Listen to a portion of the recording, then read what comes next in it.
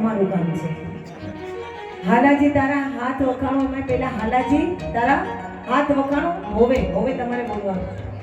અને જે ગાશે હોવે ભગવાન હંમેશા એની સામે જોવે. રાઈટ? એટલે બે હાથ ઉપર તાળી વગાડીને કરવાના છે. રાવણ સરખો રાજ્ય હોય તો પરગટ વેરુ સમાન.